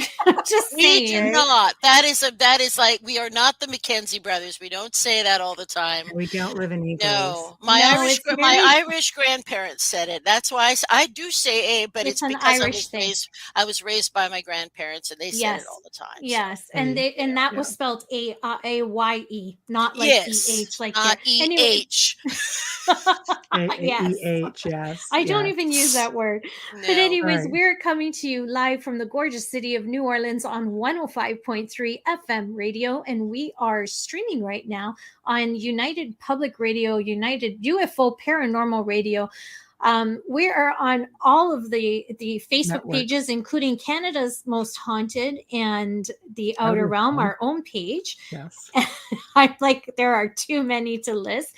If you are listening right now, you're probably tuned into, and I hope, YouTube. And if you're there, please click like and subscribe. No notifications will be driving you crazy unless you choose that way. We would like to give a shout out. Now I'm lost, which is not difficult to do for me. We would like to give a quick shout out and a thank you to our intro and outro composer and award-winning musician and voice. My gosh, thank you so much, Dr. Snick, the sonic surgeon, Justin Snicker. You can find his music at Amazon and Bandcamp, and you can find him on social media on Instagram and Facebook as well. And we'd like to say a big thank you to these guys right here, Folgers Coffee. Absolutely. Oh, It's a great way to start. You've been with us from the beginning, and we hope forevermore. We're so grateful to you, Folgers. Without you, we wouldn't be here tonight. Thank you so much. Thank you. Folgers Thank you. Heavenly Coffee. Remember that? Folgers makes heavenly coffee. This is true. Remember This that? is true. Folgers Yeah, makes the best part heavenly of waking coffee. up. Yeah, See? see, I there you love go. There you go. Can I jump in on it? That's outstanding. I'll harmonize next show. But That's yeah, right. and we love Folgers. Without them, honestly, we wouldn't be here. Aw. Oh, Other question. There we go. Bubbles, fantastic. And we got everybody in the chat rooms calling me that now. I am sorry. No, it's okay. I It's like to okay. say you're welcome, It's all a but- good. It's all good. It's not a bad name. No. Sherry says, Lesley, with clearing attachments, have you ever had problems with them trying to attach to you? I really protect myself. Before I'm going to do any kind of process like that, I myself am in meditation. I have myself surrounded with white light. I have never, I think everyone, if they're going to do any kind of work like that, if you just take the basic precautions of protection, you will be fine. And I also, whenever I can, I love to do spirit investigations whenever it's possible. Whenever somebody will let me join them, I go along, I go with, and I have done a lot of entity release in that milieu, sort of transpersonal psychology, talking people over to the other side. I have never had any knock on wood inkling of any kind of oppression or attachment, but I think if one just uses the basic cleansing protocols that are available, you can, I'm sure Michelle can tell you what to do, and Amelia can tell you what to do if you need to, but just use precautions and there shouldn't be any problems with attachments. Lisa Savoy says, Lesley is the greatest. I had 7 regressions done with her. Man. Oh, you're so lucky. What a sweetheart she is. Oh my goodness. And she's been here all the show. Wait till you read her new book. Oh my goodness. It's really wonderful. Yeah, she has a brand new book that she's just published, and it's about her really unique, really fantastic experience. I don't mean fantastic as in unbelievable. I mean she should reach out. Amazing experiences. Yeah. Yes. Do you do regressions bring you guys online? both on together. Yes, I absolutely do. I absolutely do regressions online. During the COVID, I just had to get comfortable with it. Okay. Michelle Million says, I sure wish she was near me. Well, there you go. There we go. I absolutely do work remotely, and I can tell you it works. And all you need to do is drop me a line, and we can make a plan. There we go. There we go. See, anything can happen here on the Outer Realm. Anything. Anything. Exactly. Bam. Just like that. If we can go back to the whole when we move and cross over or wherever it is that we go, when we go through this counseling thing, is this like a detoxification sort of thing, purging ourselves from this specific life and preparing for the next? Or because if that's the case, and we're bringing in all of this pain and these, this darkness with us through some of this lives, like I understand why we're not really meant to remember them all. Like if you just think about how many losses you've suffered, just grieving alone would be difficult. Leaving, I mean, as it is, some of us have that sense of leaving someone behind, and that sense of longing.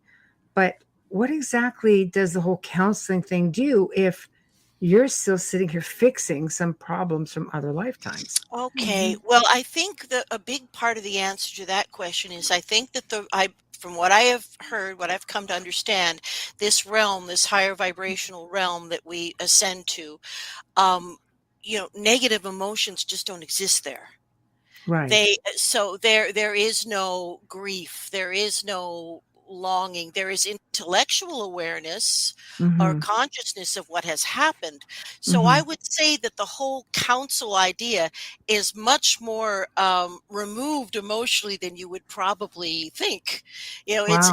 it's almost more of an analytical process. Like if you do this, then maybe this will happen, or if you did this, this will happen. Mm-hmm. So I would have to say that people in the interlife, one of the things that they find so astounding is that they are able to look at things that had pain attached and then Mm-hmm. just sort of understand them without re-experiencing the pain. Right. Yeah, and that's from what I have heard, that's what it's like. That's why it's not fearful. Nobody criticizes you, Mm-hmm. and you don't re-experience pain, but you do have an awareness of your actions and Mm-hmm. how they could have been involved and how they can improve. And one thing I think I might have mentioned this last time I was on. One thing that's very interesting about these councils is that they are not necessarily only human beings that are on them. Okay. In Oh. our interlife Mm-hmm. realm, it would seem that we are in a soul group with many beings that are very similar to us. Mm-hmm. Maybe not exactly Homo sapiens sapiens. Maybe there are slight variations, bigger skulls, maybe, but not the Greys. The Greys haven't been seen there, but beings that are like us From other essentially worlds, other from other planets. So, worlds. so our And other lives don't necessarily mean here on planet Earth. that's very true. And of course, Oh, with the, okay. the kind of work that I do with experiencers, if I am privileged to be able to do a past life regression with them or an interlife regression, it's almost invariable that I find that they have lived other lifetimes and often on Mm-hmm. on the same planet where the beings that engage with them today are from. Did that Right. make sense?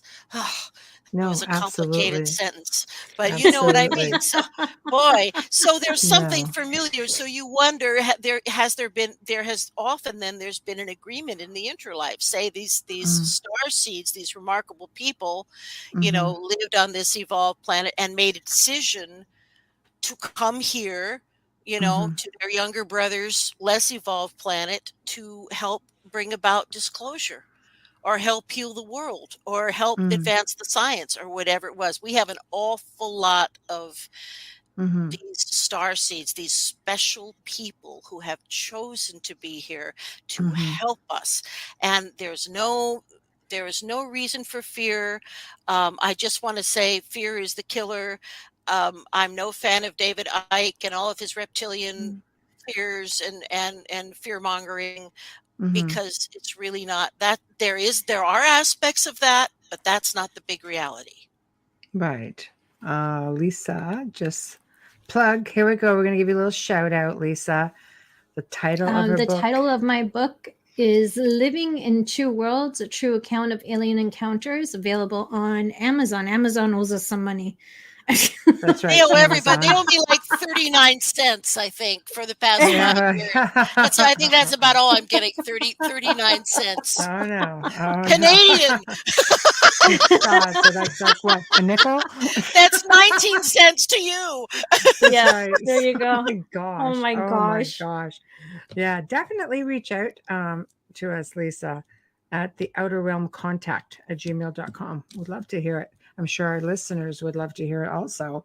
Maybe you can come on with Lesley. Just do a whole other freaking, Oh wow. right? She has a remarkable story that is Yeah. unique and Yeah. actually very positive too. Well, It's a I like uplifting that. story. Hmm. It might be kind of interesting, just to kind of hear everything she's going through and then you can always be here to coach her through as to what Sure. your part in her journey was. You guys can agree on see what you like to do. We'll put something together. I think it'd be a lot of fun. That sounds Um, fantastic. yeah, well, you're coming back on anyway. I think we've got you back in June. So Fabulous. Yeah, for this 'cause I kind of just wrote talk, that actually. down. So Yep. you know, Fabulous. no, I think it's fabulous. Do you think people, fearing death? Should you fear death? No, not at all. You're going No, home. We're wearing the meat right. suit here, kids. This is the cruel school. This is the dense reality. This is the tough part. We're Right. here to help others. We're here. We are, all of us are, Hmm. we're midwives of disclosure. We're all here as Hmm. healers. And there's a lot of Right. us here, and there's a reason for that. Hmm. Big things are going to happen, I believe, in our lifetimes. Yes. I I sure hope so. Not like Yeah, the I big think thing we're going so. through now, because that doesn't feel very No. positive to me. No, but it So takes come it on. takes more than, it Yeah. takes more than the Black Plague to kick our ass. It takes more than, Yes. we can get through this. We can get through this. And It's almost over. one way or another, everybody will be immune, whether they'll have it and they'll be immune. One way or Hmm. another, we're going to pass It's through going to this. happen. Yeah, it Right. is. It Yeah. already is. I mean, here in Toronto, oh my goodness, the joy, the pubs are open, the music venues. We need the Right. arts for our You souls. do. You do. And Oh, the it's whole nice of to, downtown is art. oh my Yeah. God, yeah. And it's nice to stream stuff, but there is Hmm. nothing like seeing live performance Hmm. and getting out Right. and supporting your local restaurants and stuff like that. So we're That's coming back. really important. So Hmm. do you think this Supporting is them in more than just takeout. Yes. yeah, I don't I don't I like takeout personally. I'm a Yeah. homebody though. No, So I mean for downtown Toronto, they've suffered right. a No, great deal yeah, we're a social because bunch. Yeah. because Oh, of the yeah. theater district, right? With the Yeah, theater Oh, I used to district have having theater everything. membership for years. So yeah, for Everything. The sure. yeah, theaters, I'm the gyms, just everything. It's been you're so seeing tough. you're seeing Hmm. restaurants that have been open for 50 years I shut know. down. And I'm Right. like, Yeah. thank God they're at retirement stage because it breaks my heart to see the old ones go, right? Oh man, and So so many family-owned restaurants, 3 generations gone, Mm, yeah, So, yeah. but, mm, we're making it through. It's going to be okay. And in Canada, we've done pretty well, and I know there are certain mm, states that have done really well in the US. mm, And I just hope we all get through it. I don't want anyone to suffer. I don't care who they are. I don't mm. want anyone to get sick, you Is know? this do you I mean, is this the sort of thing that should make people evolve in a way, awaken? Oh, I almost think that this was part of our evolutionary process right now, that we had to Right. do a kind of a stop and reset in a Right. section. And it all seemed to be just something that had to happen.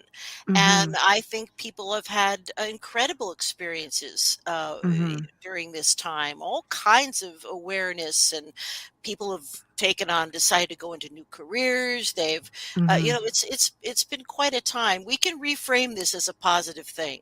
Mhm. But I hope that it made people understand that they can survive with less noise, you know, Mm. just Mm, just I less think it chaos, less gives the noise. planet a time to, regenerate and I agree. people to reconnect.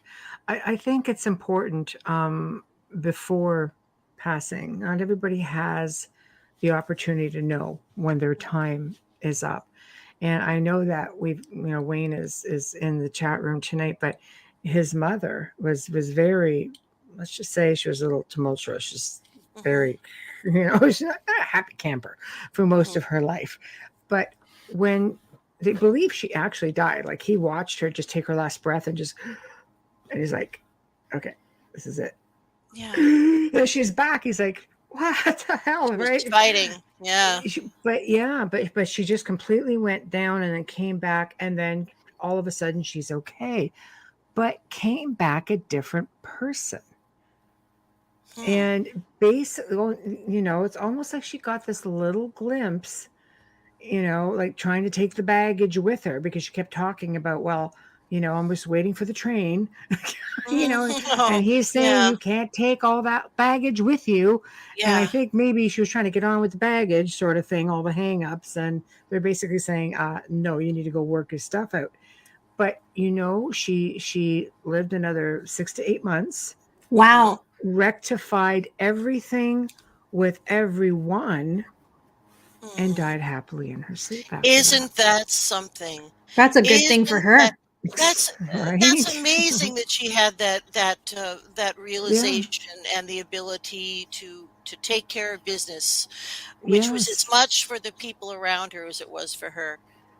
Well, yeah, That because technically, can other people bring you back? Because, for example, her whole family could have looked at her and had such horrific memories that we're going to come back and do this again because we never resolved anything the first time.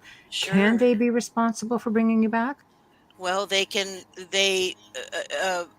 do you mean pulling you back into physical life? Do you mean in into that another? sense? Well, no, into Oh, into doing it another. all over Well, again. I Yeah. think it has to be. I think there has to be some agreement between the parties. Like I told you with my brother and my Yeah. sister, who were pushing me to do it and come back in.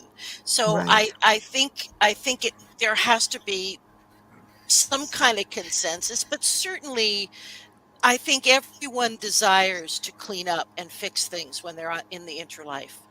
They and the fastest way to do that is to come back into physical life. You can Mm. still evolve and do this and that and have relationships and do all your things in the spiritual realms, but you don't learn as quickly. See, It's Bubbles, we could not. do a show in the spiritual realm. I Yeah, know. We don't have to. It doesn't have to be so hard. that's right. I That's right. it goes to near death experiences as well, right? Because I know with a friend of mine, her mom, she brought the priest in for last rites twice before she died and a year Hmm. before she died. And I was Ah, just amazed by that, and it just it's surprising me every time. But having had near death experiences, in a way, it doesn't surprise me because my mom was the one who said, back you go, Hmm. so mm, It's possible to have a choice sometimes whether you're going to leave or go. What I've heard about many near death experiences is where people are offered the choice. It's your mm-hmm. choice. You can go back, you can stay. It's up to you. Or yeah. sometimes they will say it's not your time yet, and whoosh, you're just back That's through it. the. You don't have any choice in the matter. I did have a near death experience as a very little child, and I had pneumonia, and in those days there Mm-hmm. weren't any fancy antibiotics like now, no designer antibiotics. It was a very serious business, and kids died from pneumonia all the time. Yeah. And Right. I remember being in an oxygen tent. There was nobody watching me, but I remember slipping out of my head, like Oh. coming right out of the top of my head. And then I heard I didn't go down a tunnel, none of that. I was floating in the room, and I heard a voice that just said, "No, it's not time yet. You have to go back in." And I Mm. didn't want to. And then I went in again. I went in through the top of my head. So Wow. I didn't get that far. I'm not sure if that was a near-death experience or not, but it certainly seems like It sure seems like I was one. astral Yeah. projecting. I was out. But Yeah. Yeah. Oh my gosh. Sherry Oh, asks hey, Brian. a great question. How do you see past lives that committed suicide? Oh, oh my goodness. mm, Wow, this is it's a a good tough one. question. Yeah. Well, there is no, condemnation. There is no, Mm. like I was raised Catholic, nothing Yes. like Thank you for that. that. I say the Nothing like same. that Yeah. occurs at all. Right. Now, what I understand, and a really good source for this subject, there's a lovely lady named Eliza Medhouse, Dr. Medhouse, Right. and her son Eric was suffered from mental illness and took his own life. Mm. And there are several books that she's written about his journey because he began communicating with her almost immediately after he Wow. passed. And now has a very big presence, on the internet. And Eric brings in, like, she works with some of the foremost mediums, around, and Mhm. and Eric actually brings in people to talk through the medium. So it's kind of Oh, like so he's a the guide. Eric. It's kind of Like a like the guide. Eric show. Yeah, he's a guide, The but Eric to show. talk. Right on. It's kind of the Eric show, and Right. it's absolutely remarkable. But in the lifetimes where people have committed suicide, and I haven't, of course, there have been a few lifetimes where people have recounted that. It's just sad. It's Mm. not recrimination, really. It's just, I just didn't understand. It just Right. didn't need to happen. I didn't need to make this decision. So and I haven't encountered any kind of experiences where someone was, say, experienced a euthanasia, as an older person. But Right. I'm sure that's just a smooth transition. But Mhm. no, there's no punishment. There's only compassion. And there is Mhm. sometimes healing. And remember, because you're not in your physical body, mental health issues are gone. That's right. This poor Yeah. kid Mm. suffered with the deepest depression, untreatable depression, and Right. so all of that is gone. It's Yeah. just like they have a healing, and Mhm. there's great compassion for the fact that the way they were living was torturous. They just couldn't take it, couldn't or Yeah. wouldn't, Had and to there's end the pain.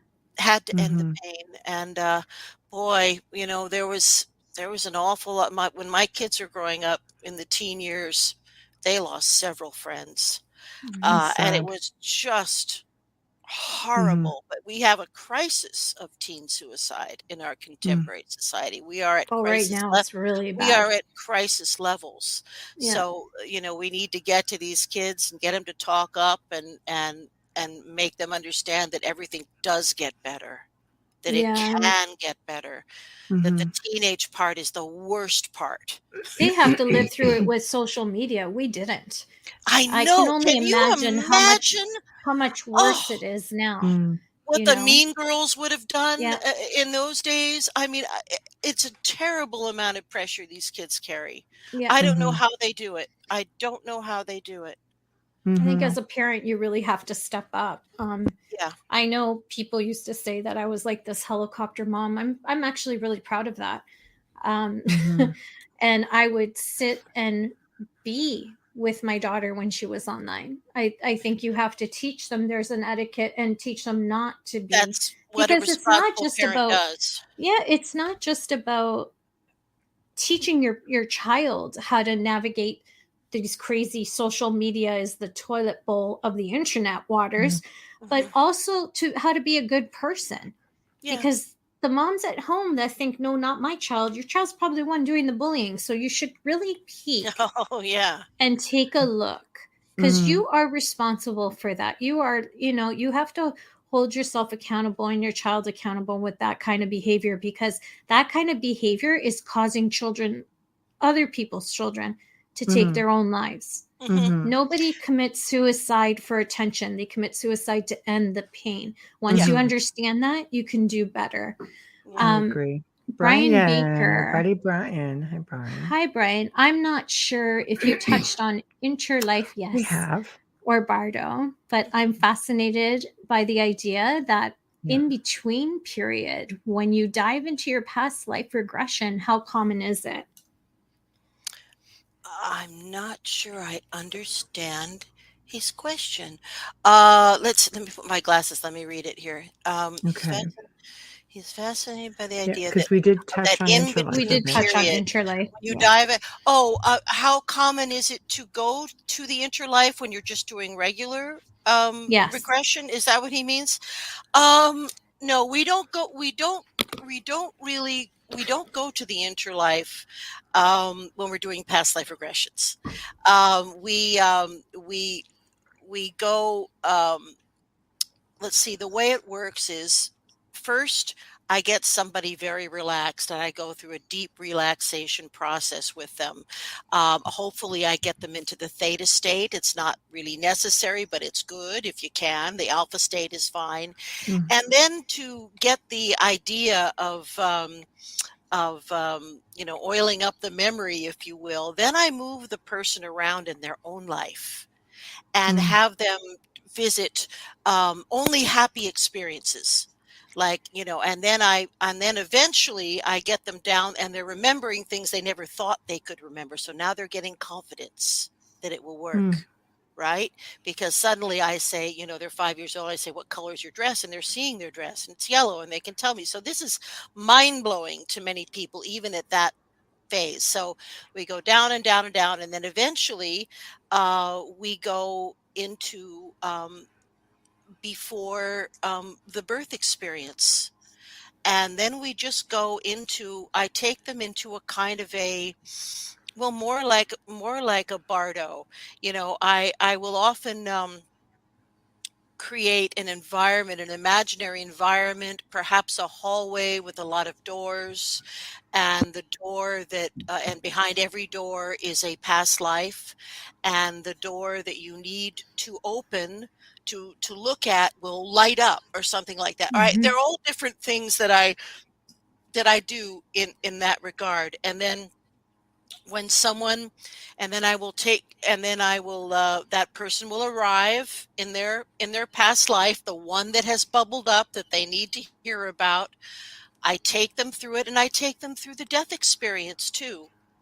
And although we don't go to the council, I do ask them, what they learned and what they valued most. So it's quite in depth in the past life regression. So although we don't go through that council thing, we do all that kind of work. And then if I ask the individual if there are other lifetimes that need to be explored, and if the individual says yes, then we go back into the blue mist or the Bardo zone, and then pop into another life, pop in like that. Right.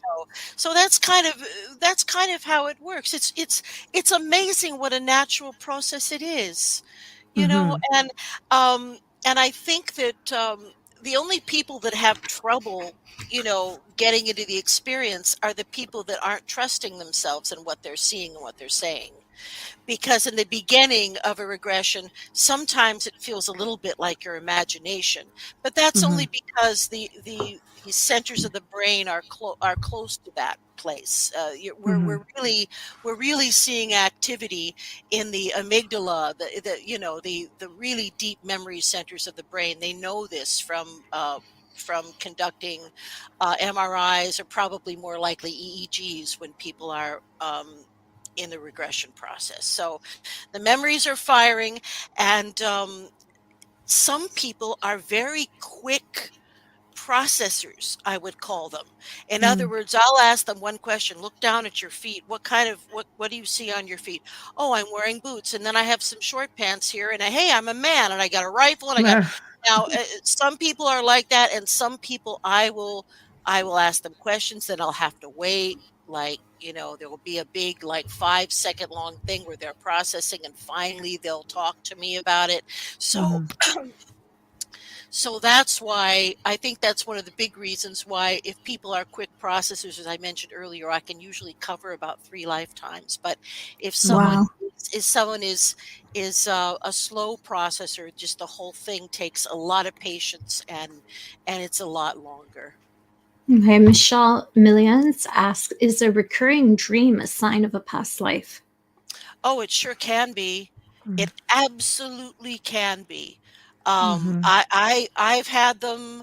I know there's snippets of scenes from past lives, especially if I've been working a lot in that area. My own memory gets kind of stirred up, I think, in a way. But absolutely, in fact, as I said when we first started talking, that's a very good indication of where we should go to explore past life. If you have a specific dream or sense about a time period or event or country. Right. Wow. Well, thank you. Honestly, we're already at the Is almost that at the it? 11. I know. I know. That's why you're coming back. That's why you're gonna. I know, but that's why you Is just that get to all keep there coming back. is? Oh, No, I have a I quick know. question for you, Lesley. Do you like Yes, show theme songs? Uh-oh. I outdoor show Oh, theme no. songs. My whole career as an actor was all about musical theater, most of it.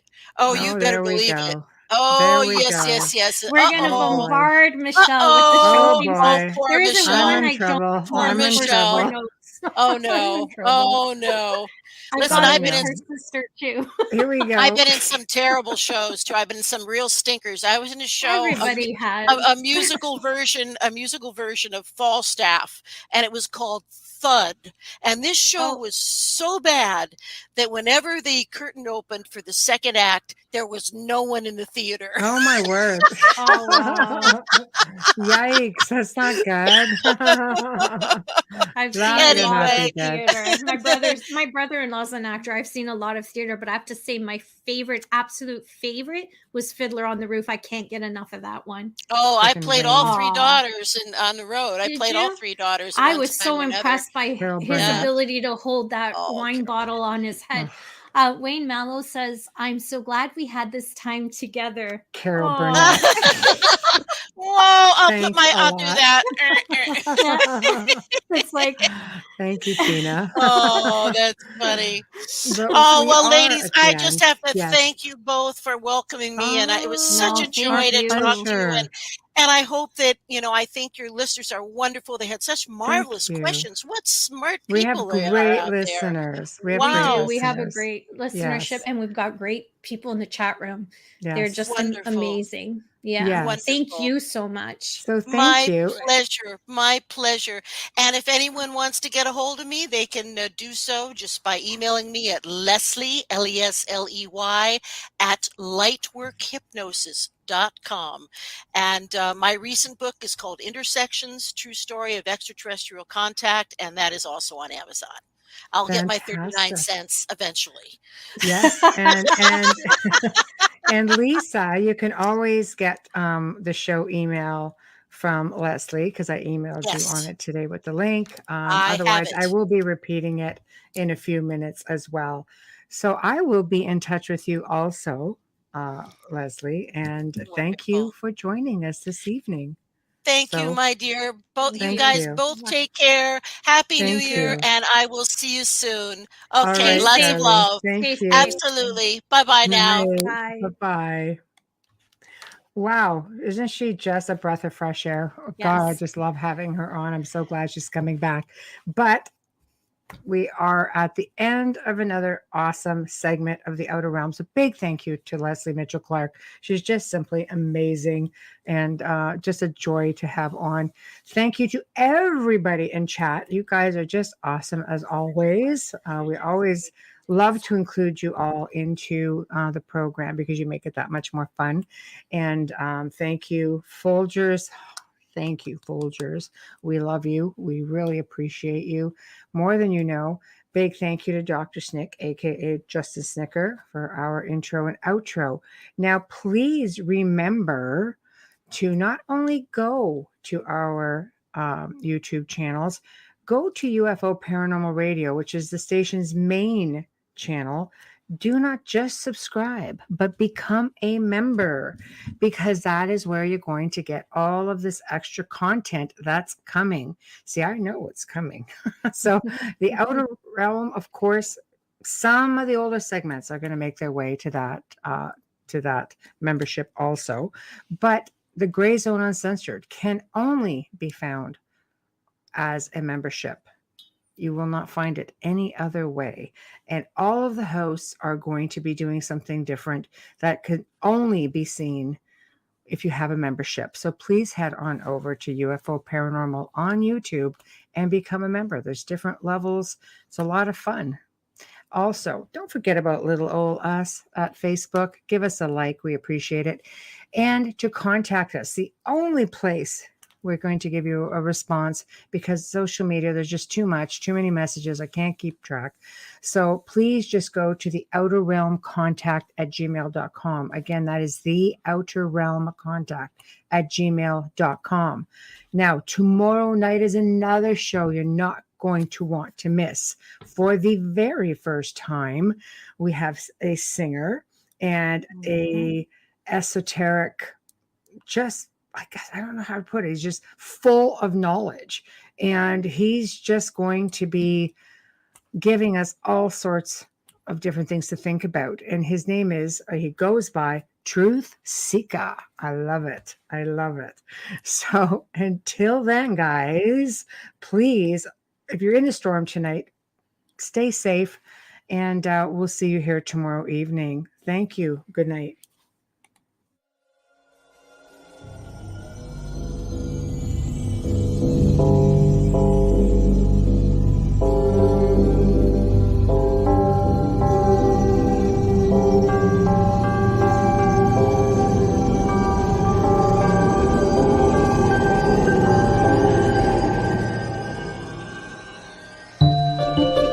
You have been listening to The Outer Realm with Michelle DeRoche and Amelia Pisano, airing live every Wednesday and Thursday evening, 9 to 11 p.m. Eastern, 8 to 10 p.m. Central, on the United Public Radio Network, 105.3 FM in New Orleans.